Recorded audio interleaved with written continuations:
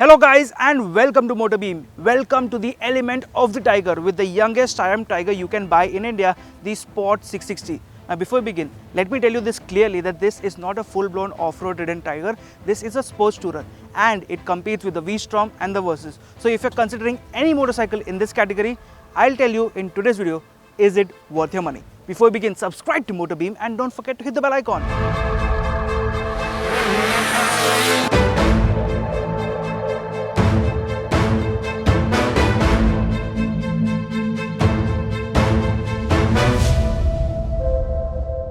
If you look at the styling, well, this one has a massive road presence in comparison with the Trident.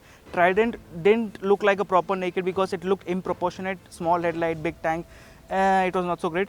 This one looks the part because you can see this big visor up front, which is adjustable, but you will require a little bit of strength because you'll have to pull it or push it down. That is a bit hard. Face is all new. Dual pods look nice. Bikini fairing, brilliant. Dual tone air looks very nice. But then suspension, tires, wheels, brakes, everything is the same. And you can just hear in the background, there's another Trident passing by on the main road. Well, this does have a good amount of details. From the rider's perspective, there are a lot of new things going around over here. The tank design is a little different. Dual tone pattern over here, but the tank is a lot bigger now. This one is a 17-liter unit, which makes it a lot more useful.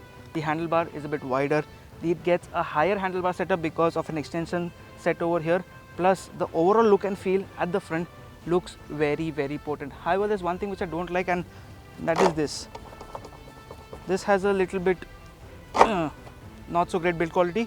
But that said, protectors over here are an accessory, and then this cover, which covers the radiator, looks pretty nice with the overall design too. You can also get a belly pan, which I don't have on this motorcycle, but that is an accessory. If you look at the seat, it is a little longer, more space for the rider. However, the same for the pillion is just the same. Grab rails are same again. And I'm sorry for the noise because of the leaves over here. Tail light is still the same. However, the cushioning on this seat is a lot more better than the Trident. Tail looks similar, and overall, this motorcycle from this perspective has the adventure vibe going around all over again. Attention, this one does grab quite a lot. The ergonomics are actually so very nice that this is a very, very, very comfortable place to be on because the riding posture is very upright. In the Trident, you used to lean in slightly. Handlebar over here is completely upright, plus you get a very good vision up front. The visor is big, however, the front face goes a little bit down. That's why you can have a very good vision. Foot pegs are center set, and I already said there's good enough space for the rider. The seat height is at 835 mm. making it accessible for almost all kind of riders. That is nice. We don't know the exact ground clearance of this motorcycle because Triumph does not share ground clearance of any of their motorcycles. However, in comparison to the Trident, it is much better. But it is in the same terms of the V-Strom and yes, the Versys. What this motorcycle does miss out is that it has the off-road capabilities only in its name, the Tiger, that's it. Because this is a pure road sport touring motorcycle, and that said, it does not get toothed foot pegs. There are metal foot pegs, but these are not toothed foot pegs, not too wide. Tires are 17 inches, they are wide tires, they are road tires, and overall the chassis balance and everything makes this motorcycle a street motorcycle, a road motorcycle, not really an off-roader. So if you want to go off the road, you will have to pick the proper Tiger, that is the 900 or even more. This one is a proper tourer. I'll say that this one is more like the Trident GT rather than the Tiger Sport 660. But it's up to Triumph to give their motorcycles their names. Let's get riding.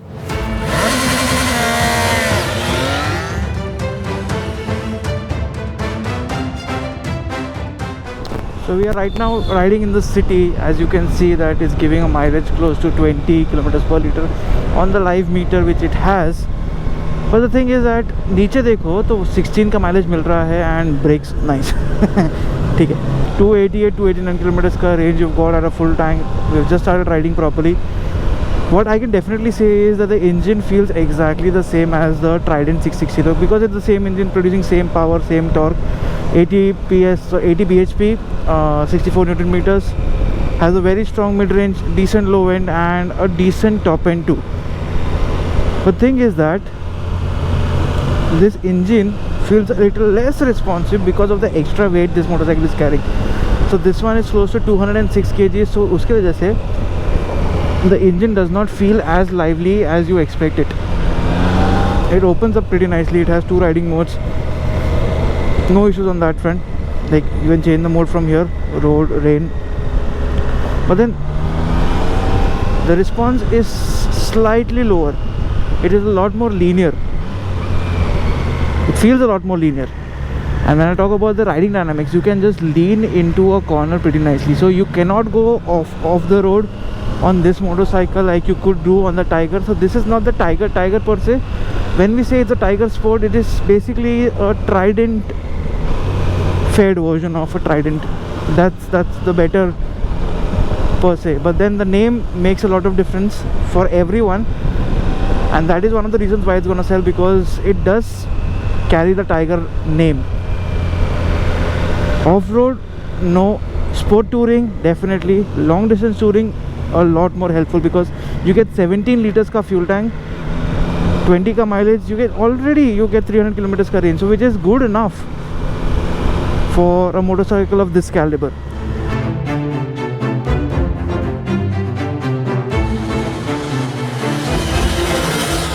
Now that the front suspension on this motorcycle is not adjustable, you get one such thing on the Versys. Versys 650 gets a upside down fork which is adjustable. This one is not. The rear suspension is a monoshock over here, but it is only adjustable for preload. However, the good part is Trident, where you have to have a C-spanner to get the adjustment done. Here you have a knob, and with that you can actually adjust without having any issues at all. The best part is that, sorry, not the best part, but then a tiring part I can say is that it's up to 30 clicks, like from softest to hardest. So getting the perfect setting will take a bit of a time. However, the suspension is not too soft, not too hard either. It has a balance of soft and hard, and this motorcycle changes directions very quickly. Handlebar feedback is actually very nice. Although at 206 kgs I am saying it feels a little heavy, but it is lighter than many of the Tigers out there. And just because of that, I actually like this motorcycle quite a lot.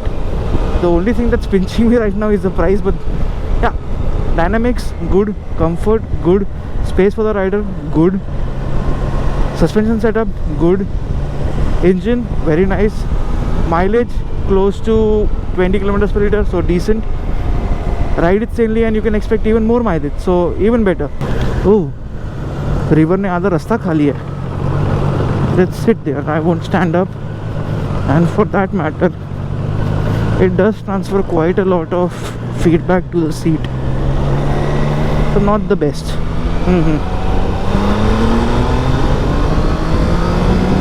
However, the inline 3 sound is just maddening here. So this one is more like a street motorcycle converted to a sport touring motorcycle with a visor, with the fairing, little bit more suspension travel. That's it. The clutch is not adjustable. Like, it is adjustable, but it's a manual adjustability, whatever you can say this. The e-levers are adjustable, but they are adjustable only up to like 5 levels. That's for the brake. When I talk about the gearbox, it gets a 6-speed unit, plus this one has an added quick shifter. So you can get a quick shifter, which is an optional package, but then this one feels good even with manual shift, because the clutch, although it's heavy, feels nice, and the gearbox is crisp, very slick shifting. However, by the end of it, so in the first gear, like you try to push it down, or in the 6th gear you try to push it up, there is a chewing gum feel happening, but that's about it. So stand up and ride, you can actually find it a lot more comfortable for anyone who's about 5 feet 6 inches. Any higher, you will feel that although the handlebar has risen up, it does not feel as comfortable there. If you are a 6-footer, you will actually lean in quite a lot. While we enter the beautiful forest area of Jolly Grant, or whatever this place is in Dehradun, I can definitely say one thing, that this motorcycle does heat up quite a lot. There's a good amount of heat coming to the legs, there's a good amount of heat coming to my shin actually. So like the 660, this one does heat up quite a bit.